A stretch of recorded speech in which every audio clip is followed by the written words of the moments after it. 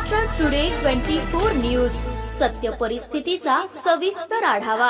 सत्ता कोणाच्या हाती, विजयाची पताका कोण फडकवणार, जनता कोणाच्या गळ्यात टाकणार विजयाची माळ, जनतेचं मत कोणाला।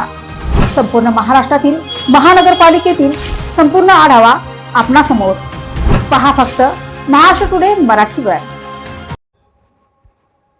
हिंगोली जिल्ह्याचे भारतीय जनता पक्षाचे युवा जिल्हाध्यक्ष पप्पू चव्हाण यांनी प्रज्ञा सातव यांची भेट घेतली आणि चर्चा केली।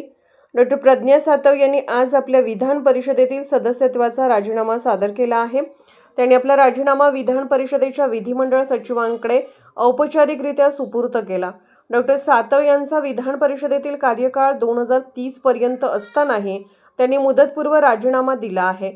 भाजपमध्ये प्रवेश करण्यापूर्वीच त्यांनी आमदारकी सोडण्याचा निर्णय घेतला। या घडामोडीमुळे हिंगोली जिल्ह्यात काँग्रेसला मोठा राजकीय धक्का बसल्याचे मानले जात आहे। डॉक्टर प्रज्ञा सातव यांनी भारतीय जनता पक्षाकडून कळमनुरी मतदारसंघाची जबाबदारी स्वीकारली। मुख्यमंत्री देवेंद्र फडणवीस यांच्यावर विश्वास ठेवून हिंगोली युवा मोर्चा जिल्हा अध्यक्ष पप्पू चव्हाण यांना निश्चितच पाठिंबा मिळेल आणि असे दिसून येते की अनेक काँग्रेस कार्यकर्ते मतदारसंघात चांगले काम करू लागले आहेत।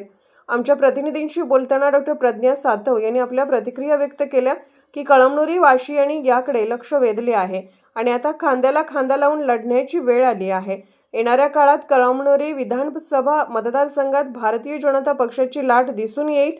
डॉक्टर प्रज्ञा सातव यांच्यावर विश्वास ठेवून अनेक काँग्रेस राजकारणी आणि कार्यकर्ते भारतीय जनता पक्षात सामील होतील। महाराष्ट्र टुडे मराठीसाठी ब्युरो रिपोर्ट परसराम जाधव, हिंगोली।